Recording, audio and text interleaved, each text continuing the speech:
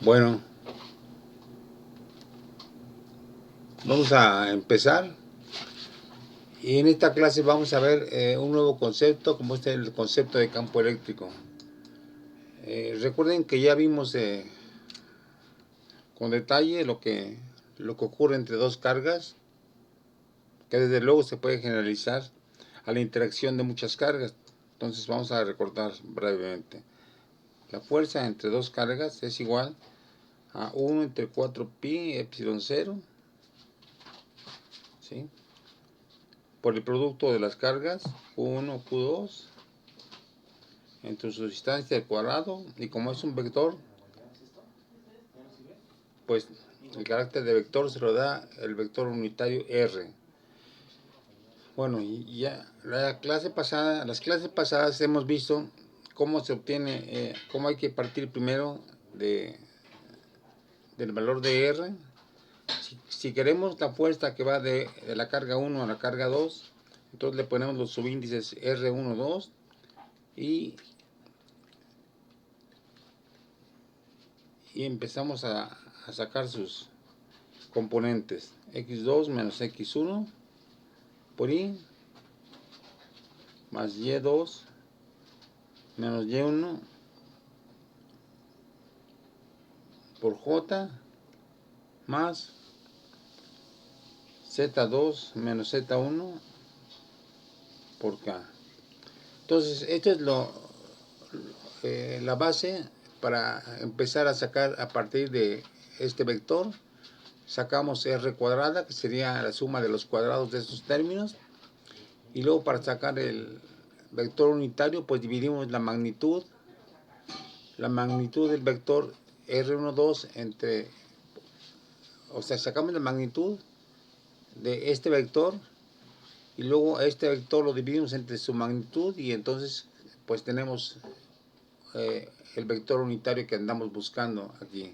Bueno, ok, entonces vamos a iniciar ahora el concepto de campo eléctrico. ¿Sí? Vamos a ver.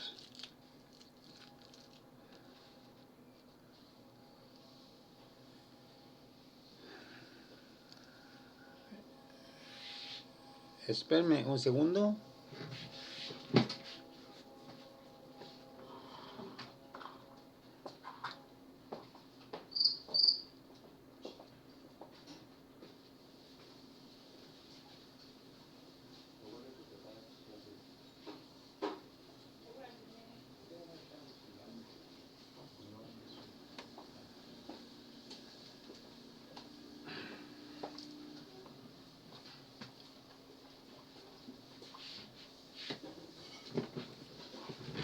Bueno, entonces el campo eléctrico es un concepto muy interesante porque se refiere al trastorno o al cambio que produce una carga en el espacio que la rodea.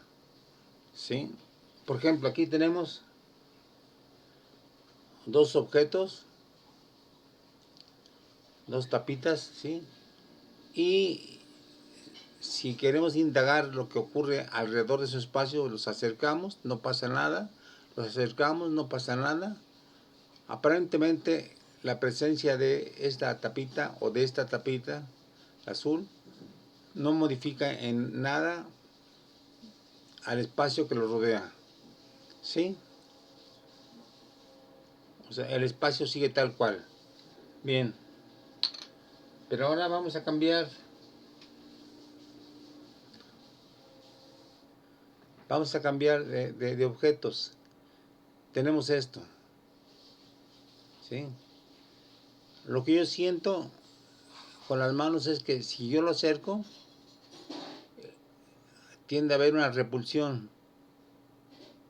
De hecho, miren, lo suelto y hay una repulsión. Lo acerco más y es más fuerte la repulsión. Lo acerco más y hay una repulsión más fuerte. Quiere decir, intuitivamente, yo podría suponer que alrededor de este objeto ha habido un cambio en el espacio que lo rodea. Porque miren, si yo lo pongo aquí, sale disparado. Si yo lo pongo aquí, también desaparece. Si yo lo pongo aquí, pues también va a aparecer. Se ve. Entonces, en cualquier punto alrededor del espacio de este objeto central, yo veo que algo pasó. Algo pasó. ¿Sí? Entonces, aquí lo interesante de este concepto es que hay que averiguar y expresar matemáticamente qué tipo de modificaciones hay en el espacio alrededor de un cuerpo. En particular, vamos a averiguar el campo, o sea, la modificación del espacio de una carga eléctrica. Yo utilicé por el momento para ilustrar este concepto de modificación del espacio, pues a dos imanes, evidentemente que se repelen, ¿sí? Porque bueno, en estas condiciones que estamos trabajando es difícil ilustrar este concepto de la modificación del espacio con cargas eléctricas porque no tengo acceso a mi laboratorio. Bueno, entonces quisiera que se entendiera esto. Vamos a averiguar la modificación que hay del espacio alrededor de cada punto de una carga eléctrica. Bueno, sí quisiera que me dijeran si se entiende entonces lo que vamos a averiguar. A ver, díganmelo, ¿alguno de ustedes? El cómo la presencia de las cargas eléctricas como que altera el medio para que se den esas repulsiones. Sí, exactamente, cómo altera el medio que circunda a la carga eléctrica, ¿sí? La modificación del espacio que rodea a la carga eléctrica. Entonces, es el punto importante. Es un concepto que es relativamente, bueno, apareció justamente con los trabajos de Faraday. Él fue quien propuso, a base de que era un experimental de tiempo completo y trabajaba todo el tiempo con cargas y corrientes, entonces se le ocurrió el concepto intuitivo de campo. Es decir, él se dio cuenta que algo pasaba en derredor de las cargas eléctricas, que había una modificación en su entorno. Entonces a esa modificación le dio el concepto de campo. Pero él utilizó este concepto en forma puramente intuitiva. Fueron los investigadores posteriores a Faraday quienes le dieron una expresión matemática. Entonces vamos a ver cuál es la expresión matemática para el concepto de campo. ¿Sí? Bueno, entonces yo tengo una, una carga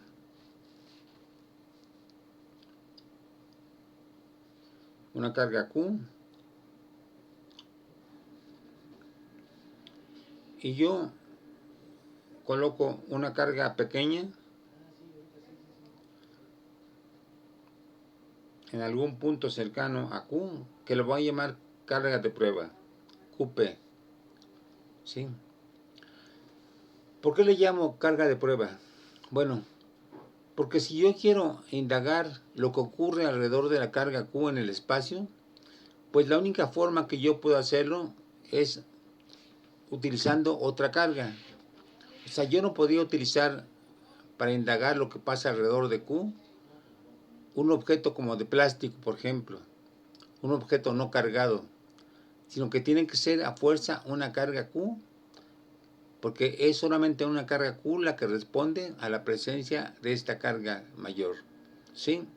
Entonces, para indagar lo que pasa alrededor del espacio, agarro una carga de prueba. Ahora, bien, pues evidentemente que lo que va a pasar es que si la carga Q es del mismo signo que la carga Q, pues entonces va a haber una repulsión. Va a haber una repulsión, porque son dos cargas iguales. Bueno, pero lo que va a pasar también es que lo que ocurra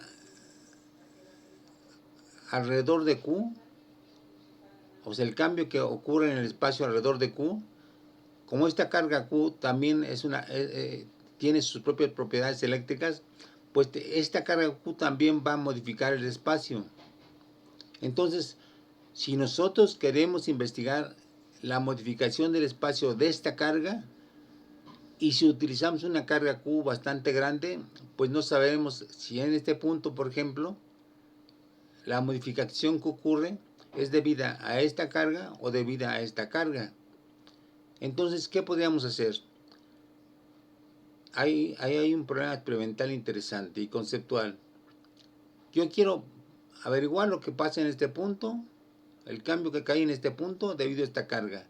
Para eso utilicé otra carga, pero entonces esta carga a su vez me modifica este espacio.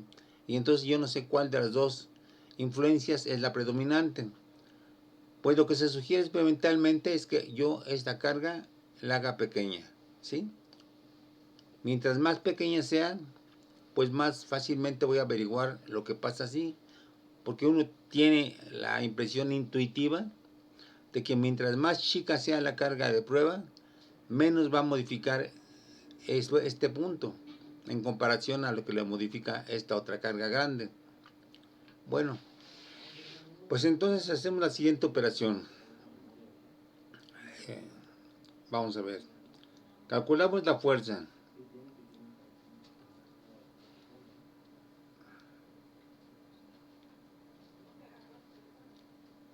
La fuerza entre... Vamos a utilizar ya la constante K, que sería la carga Q original por la carga de prueba entre R cuadrada y por un vector unitario que apunta en la dirección de la fuerza. Bueno, pero yo quiero averiguar lo que pasa debido a esta presencia. Bueno, lo que hago es lo siguiente, que averiguo la fuerza por unidad de carga y divido entre la carga de prueba. De esa manera lo que me queda, fíjense bien, es una K por la carga original entre R cuadrada y por R.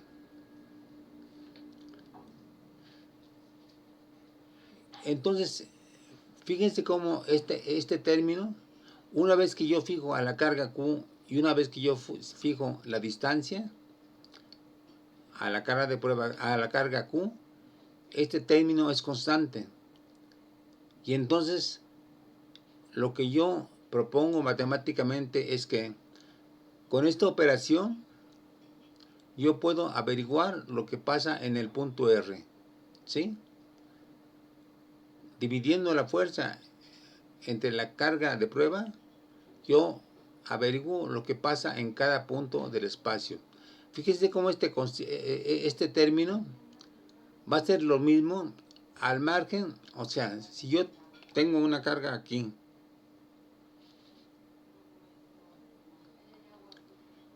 y si pongo la carga de prueba aquí, o si pongo la carga de prueba aquí a una distancia R igual a esta, o si pongo la carga Q aquí a una distancia igual o a esta distancia, en todos estos puntos en que yo ponga mi carga de prueba voy a obtener el mismo resultado, ¿sí? Lo que va a cambiar solamente es la dirección apuntada por el vector unitario, pero fuera de eso este término va a ser el mismo. Entonces yo voy a tener que alrededor de una carga grande voy a tener fuerzas por unidad de carga así.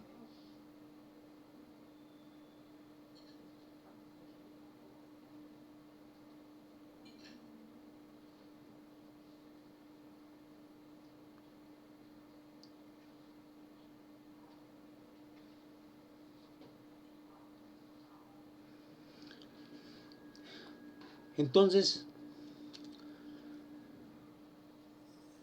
este resultado experimental que yo tengo a partir de esta definición me indica lo que ha pasado con el espacio, ¿sí?, alrededor de la carga principal, ¿sí? Ojo, aquí viene un punto importante. Lo que yo supongo, si la carga de prueba es muy pequeñita, ¿sí?, lo que yo supongo es que, este es el punto importante, yo supongo que aunque no haya carga, de todos modos el espacio se modifica. Y esa es la diferencia entre el concepto de campo y el concepto, entre el concepto de fuerza y entre el concepto de campo. Para que yo pueda hablar de una fuerza que hay en este punto, pues necesito fuerza que haya aquí una carga de prueba. Pero para averiguar lo que pasa en este punto y en este punto y en este punto en el espacio, yo no necesito la carga de prueba. Yo doy por supuesto que ha sido modificado. ¿Por qué? Porque mi suposición se comprueba poniendo una carga aquí.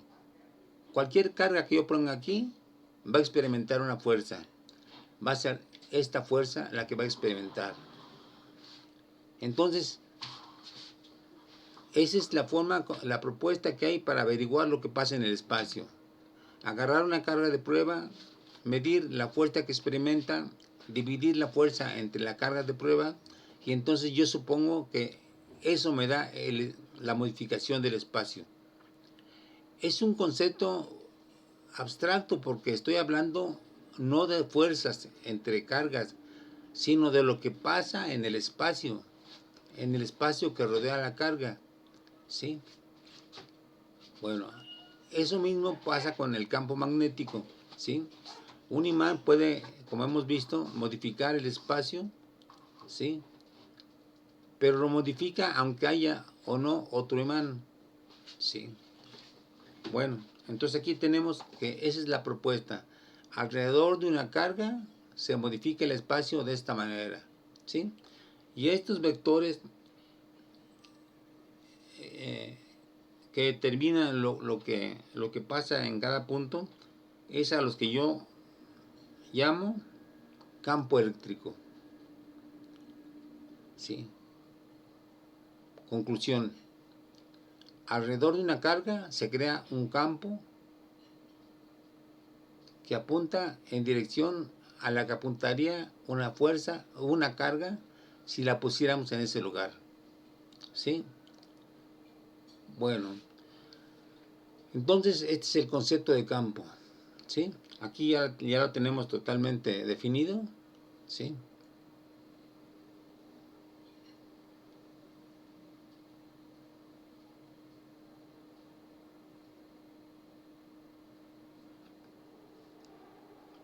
Aquí tenemos ya definido el concepto de campo, ¿sí? Esto es el campo.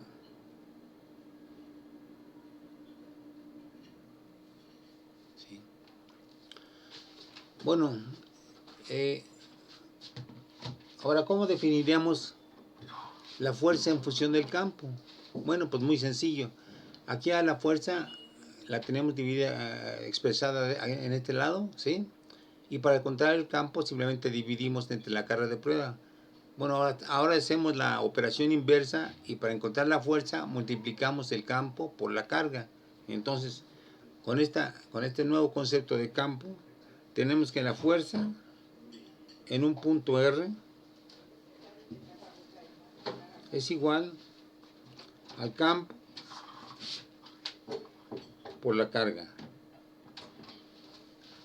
¿sí?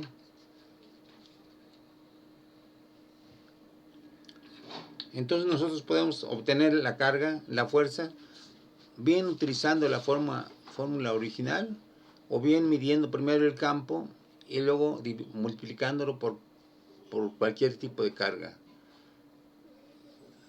Matemáticamente, la única ventaja que hemos encontrado al definir de esta forma la fuerza en función del campo es tomar en cuenta solamente una carga, la carga que produce el campo, ¿sí? Es lo único que hemos avanzado. No hay gran diferencia, ¿sí? Bueno, ahora, la pregunta sería, ¿qué pasa si con el campo, si ponemos diferentes cargas? Pero antes de seguir, quisiera que me explicaran, me dijeran, ¿ya quedó claro cómo se puede encontrar el campo? O sea, Sí, profe. ¿sí? A ver, díganmelo.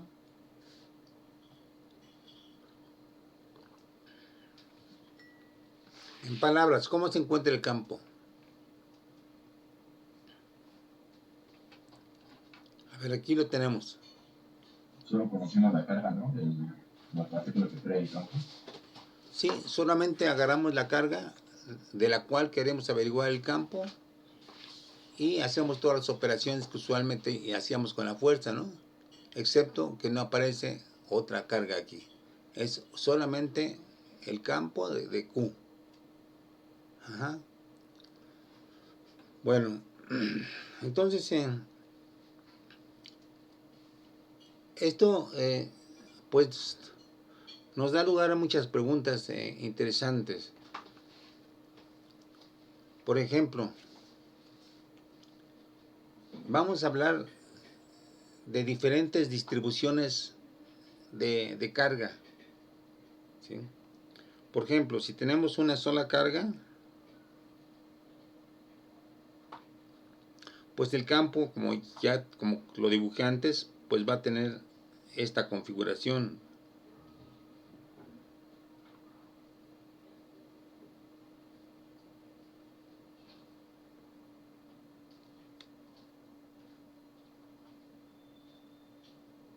¿Sí? Esto va a ser el campo.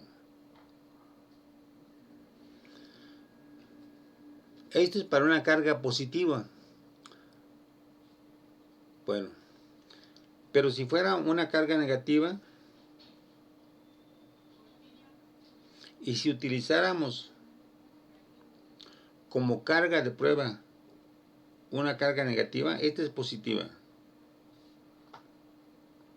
Ahora, si utilizamos, si ahora le cambiamos de signo y le hacemos menos, la configuración de campo va a ser así.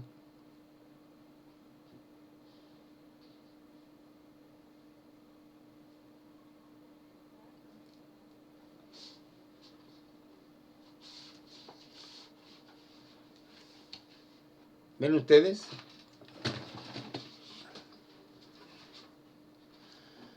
¿Cómo cambia la configuración? En las cargas positivas el campo sale de la carga. En las configuraciones en las cargas negativas el campo entra a la carga.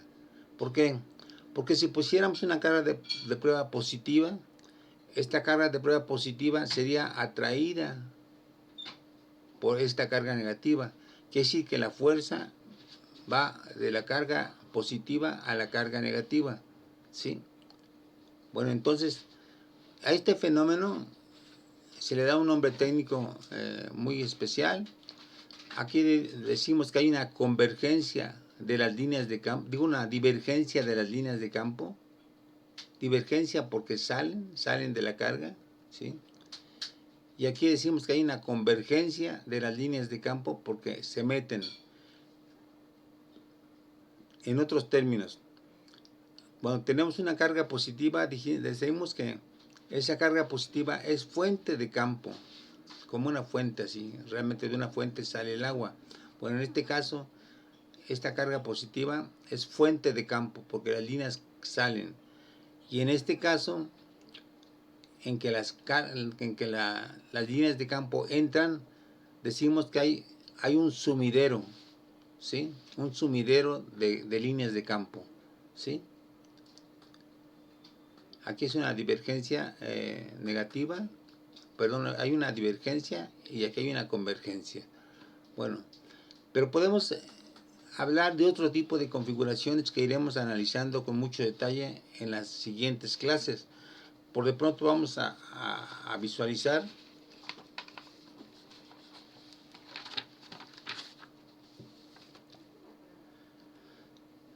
¿Qué ocurre si tenemos, por ejemplo, una placa muy larga, muy grande, en comparación al punto en el cual medimos el campo eléctrico? Bueno, si es una placa metálica, ¿sí?, entonces lo que vamos a tener es que vamos a tener una configuración así de las líneas de campo. O sea, una distribución de líneas perpendiculares a la placa, ¿sí?, y todas del mismo tamaño, ¿sí? Entonces va a ser un campo uniforme. Eso lo veremos detalladamente cuando veamos la ley de Gauss. Ahora, si tenemos un tubo metálico,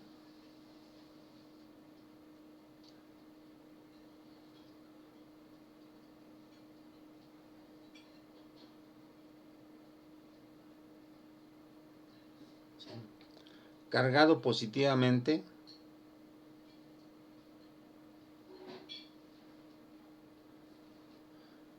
pues lo que tendríamos, ¿sí?,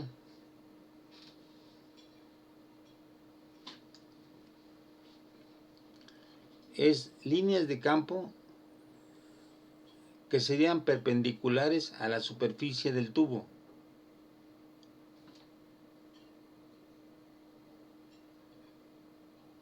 De tal forma que si viéramos el tubo de frente,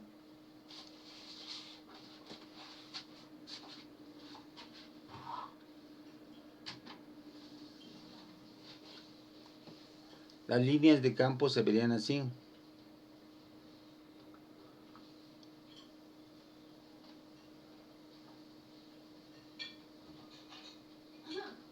Como saliendo de la superficie externa del tubo, ¿sí? Y si tuviéramos dos placas,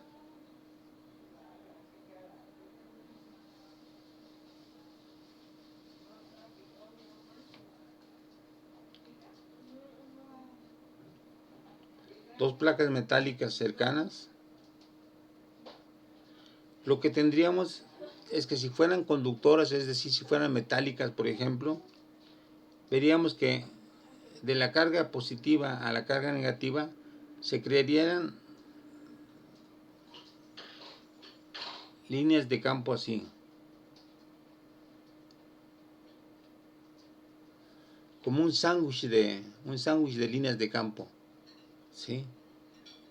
Entonces, evidentemente que aquí estamos hablando de diferentes formas de distribución de carga, ¿sí? Por ejemplo, en este caso, si es una placa metálica, las líneas de campo salen hacia arriba, pero también habría líneas de campo hacia abajo.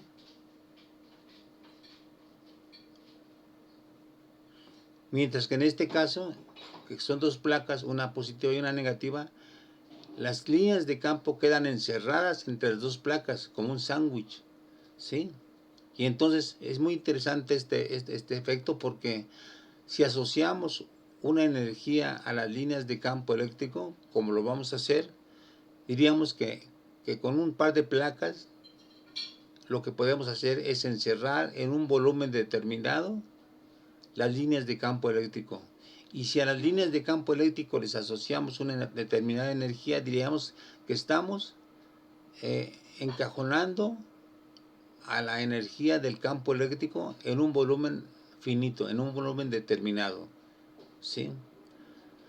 Bueno, entonces otra cosa que ya dijimos anteriormente es que las líneas de campo de una carga, pues en la medida en que dependen su magnitud como 1 entre r cuadrada, aquí las líneas, en este punto habría una línea de campo grandes, ¿sí?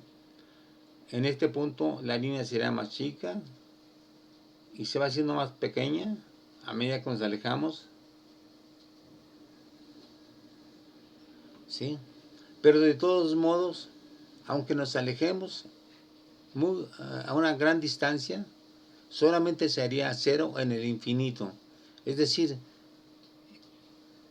que las líneas de campo de una carga se extienden hasta el infinito, aunque van disminuyendo de magnitud, ¿sí? Y por tanto, si la fuerza se determina multiplicando el campo por la carga, la fuerza de una carga eléctrica se haría sentir incluso en el infinito. Y esa es la diferencia fundamental que hay entre las líneas entre las fuerzas fuertes. Recuerden que la fuerza débil, la fuerza fuerte, solamente tiene alcance dentro del núcleo. Es muy interesante eso, porque mientras la fuerza eléctrica de repulsión entre los protones se llega hasta el infinito, la fuerza fuerte que atrae a los protones solamente se encajona dentro de las dimensiones del núcleo, ¿sí? Es algo interesante eso, ¿sí? Bueno, entonces nos vamos a dedicar ahora a trabajar sobre las propiedades del campo eléctrico. En este caso, como estamos en el tema de electrostática, si nos damos cuenta, en ningún caso de estos podemos producir campos eléctricos que se cierren sobre sí mismos, como esto. Por ejemplo, no puede haber campos que sean así,